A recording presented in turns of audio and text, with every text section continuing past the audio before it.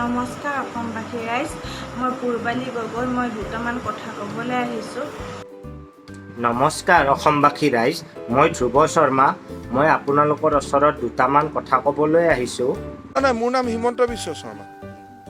নমস্কাৰ মিত্ৰ আৰু মিত্ৰাণীসকল। ছ'চিয়েল মিডিয়াৰ যুগত মানুহে ফেমাছ হ'বৰ কাৰণে কি নকৰে। আজি অমুক দা, কালি তমুক দা, মানে ডেইলি দাদা চেঞ্জ হয়। আৰু দাদা ছিষ্টাৰজনীয়ে, মানে ছিষ্টাৰজনীয়ে কিন্তু আজি প্ৰথমতে যিটো দা আছিলে, মানে জেচিবি দা, তেওঁৰ কিছু বদনাম গাব। তেতিয়াহ'লে বলক তেওঁৰ বদনামবোৰ শুনো আৰু ভিডিঅ'টো প্ৰাৰম্ভ কৰোঁ। এই ভিডিঅ'টো 3 মাহমান পুৰণি হয়, কিন্তু যিটো পেন ড্ৰাইভত ভিডিঅ'টো সোমাইছিলোঁ সেইটো পেন ড্ৰাইভ বিচাৰি পোৱা নাছিলোঁ। যোৱাকালি বিচাৰি পালোঁ, সেইকাৰণে আজি ভিডিঅ'টো আপলোড কৰিলোঁ। মানে কি ক'ম, মই জেএছবিৰ ওপৰত কথা ক'বলৈ গৈ আছোঁ। জেএছবিয়ে দুসপ্তাহ মানে এমাহ হোৱা নাই, তেখেতে ছোৱালী এজনী পলুৱাই নিছে নগাঁৱৰ পৰা। পলুৱাই মানে সিটো বিয়া পতা মানুহ নহয়। চিছে কিন্তু ভালকৈ জানে যে দাদাক বিয়া পতা মানুহ নহয়, কাৰণ এক্সপিৰিয়েঞ্চ আছেতো তাইৰো। তেতিয়াহ'লে যিয়ে নহওক, বলকচোন শুনো কি কয়। আচলতে তেখেতক গাঁৱৰ মানুহবিলাকে মানে গাঁৱৰ এইবিলাক কিবা মানে হেৰি থাকে, সন্থা বুলি থাকে বুলি শুনিছোঁ। সন্থা থাকে গাঁৱত। আৰু তাইতো এনেও নাজানে যে গাঁৱত কি থাকে, সন্থাই থাকে না কি থাকে, কাৰণ তাইৰ জন্মটো ৱাশ্বিংটন ডিচিত হৈছে। এই ছোৱালীজনীয়ে গাঁৱলীয়া কয়, এনেইতো বিৰাট জকাই থাকে গাঁৱৰ মানুহবোৰক। কিন্তু তাইক দেখিলে বা তাইৰ কথা বতৰা ষ্টাইল বা স্বভাৱ চৰিত্ৰত মোৰতো এনেকুৱা লাগে যেন তাইৰ জন্ম অৰিজিনেলত কোনোবা মানে নেটৱৰ্ক নোহোৱা গাঁৱত হৈছে নেকি। সন্থাবিলাকে তেখেতক ধৰি বান্ধি চুইটি নামৰ ছোৱালী এজনী মানে তেখেতক কিচিং চং কৰিছিলে। তাই মুখ দেখুৱাব নোৱাৰা হ'ল। তাই মুখ দেখাব নোৱাৰা হ'ল কাৰণ তাইৰ মান সন্মান আছে। তোমাৰ দৰেতো আৰু দাদা চেঞ্জ কৰি থাকিব নোৱাৰে। আৰু তাই চুইচাইড এটেম্প কৰিছিলে। সেইকাৰণে গাঁৱৰ মানুহে মানে সন্থা নে কি বুলি কয়, তেখেতসকলে ধৰি বান্ধি জেএছবিক দি দিয়া হৈছে। আচ্ছা, কেছটো বুজি পালোঁ। মানে গাঁৱৰ মানুহে ধৰি বান্ধি মানে গলত অমলাই দিছে, বিয়া পাতি দিছে মানে। আৰু ৰ'বা, এই চুইটি নামৰ ছোৱালীজনী যে ক'লা যে তাই কিচিং কৰাৰ আগতে ভাবিব লাগিছিল, সেনেকুৱা ভিডিঅ' বনোৱাৰ আগতে ভাবিব লাগিছিল যে মান সন্মান যাব। কাৰণ একবাৰ কৰি পেলাই তাৰপিছত ভাবিলে লাভ নাই, চুইচাইড কৰিব গ'লে কোনো লাভ নাই। এজন মহান ব্যক্তিয়ে কৈ গৈছে, ভাবিয়া চিন্তা কৰিয়া ভাবিও না। আৰু জেএছবি সেই ছোৱালীজনীক লৈ মুম্বাই গুচি গ'ল ট্ৰেইনত। আৰু সি সেইটো কথা নহয় বুলি কৈ আছে। মই এইটো গাৰেণ্টি দি ক'ব পাৰোঁ, মই এইটো কনফাৰ্ম যে সি ছোৱালীজনী লৈ গৈছে। গাৰেণ্টি দি মই ক'ব পাৰোঁ সি ছোৱালীজনী লৈ গৈছে। আৰু যিমান গাৰেণ্টি মানে এই চিজজনীয়ে দিছে, দাদাকৰ চিজজনীয়ে, সিমান গাৰেণ্টিটো সেয়ো নিদিয়ে, এই লাইফ বয় চাবনেও নিদিয়ে। মানে জাম্পছ মৰা বা ভাইৰাছ মৰাৰ তাতেও 99.9% থাকে, কিন্তু 100%ই গেৰেণ্টি দি দিছে।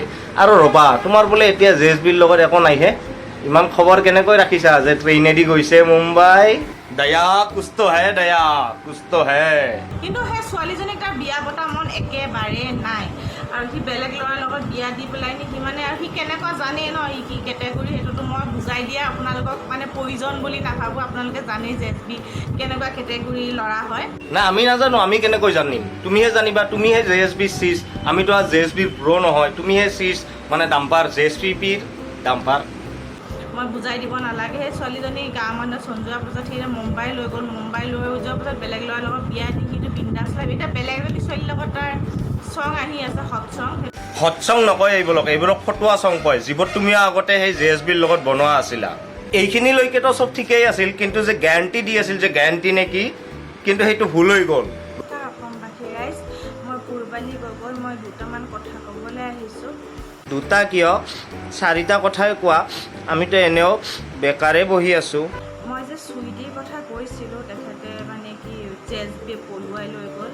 একচুৱেলি মোৰ সেইখিনি কথা নগাঁৱৰ পৰা মোক ইনষ্টাগ্ৰামত কোনোবাই মানে দিছিলে যে এনেকৈ পলুৱাই লৈ গৈছিলে, আৰু ফটো কিছুমানো দিছিলে মুম্বাইলৈ যোৱা, মানে এনেকৈ মুম্বাইত হোটেলত থকা বা এইবিলাক মই দেখুৱাব নিবিচাৰোঁ। যি হয়তো মই চুইটি মাকৰ লগত বিকাশ দাই মোক কথা পতাই দিছিলে হয়তো, আৰু চুইটি মাকে মোক বহুত বেয়াকৈ মোক সাও দিছে, কিন্তু একো নাই। মই চুইটি মাক যেতিয়া মই চুইটিক পাৰ্চনেলি চিনি পাওঁ, মোৰ ভণ্টিৰ নিচিনা। তাই ক্লাছ 9ত পঢ়ে। তাই 14 বছৰীয়া এজনী ছোৱালী হয়, কিশোৰী হয়, সৰু ছোৱালী। তাই একো নাজানে। সেইটো মই চুইটিৰ মানে কি মোৰ ভণ্টিৰ নিচিনা পাৰ্চনেলি তাইক চিনি পাওঁ, আৰু মই তাইৰ কথা তেনেকৈ কোৱাৰ আগত মানে কি এবাৰ ভাবিব লাগিছিলে। সেইকাৰণে মই বহুত দুখ লাগিছে। তো চুইটিক বহুত মৰম কৰোঁ। মইতো নাম্বাৰ আকৌ চুইটি ভাল মোৰো বহুত বেয়া লাগিছে কিন্তু গেৰাণ্টি দিয়াৰ আগতে ভাবি চিন্তি পেলাই ক'ব লাগে ন JSB কিমান ভাল নে বেয়া সকলোৱে জানে কিন্তু সেই চুইটি নামৰ ছোৱালীটোকতো বেকাৰ বদনাম কৰিলা তুমি আৰু তুমিতো এনেও মুন্নি বদনাম হৈ আগৰ পৰা আছাই গতিকে এতিয়া JSBৰ লগত তুমি ভিডিঅ' পোৱা নাই কাৰণে তাক বদনাম কৰিব খুজি আছা মই একদম গাণ্টি দি কৈছোঁ এই নেক্সট টাৰ্গেট চাব বিকাশ আমিনে হ'ব কাৰণ এতিয়া বৰ্তমান বিকাশ দা বিৰাট মাৰি আছে তাই বিকাশ দাৰ এতিয়া চিজ হৈ আছে গতিকে নেক্সট টাৰ্গেট বিকাশ আমিনে হ'ব আৰু এইটো কেতিয়াও নাভাবিব যে মই ৰোষ্ট কৰি পেলাই মই বিকাশ আমিনৰ দৰে মানে তাইৰ লগত সেই ঘূৰিব ফুৰিব যাম সেইটো কেতিয়াও নহয় তাই নহয় ছফিয়া আনচাৰী আহিলেও নহয় সমালোচনা যদি কৰিছোঁৱে বেয়া কাৰণে কৰিছোঁ আৰু যদি বেয়া কাৰণে কৰিছোঁ মই যদি কালি ভিডিঅ' বনাব যাওঁ তাইৰ লগত তেতিয়াহ'লে ভাবি ল'ব যে ময়ো বেয়াই ৰাম ৰাম খুদা হাফিজ বাছ এটা কথাই কওঁ নিজৰ আশীৰ্বাদত মনত ৰাখিব ধন্যবাদ জয় অসম জয় হিন্দ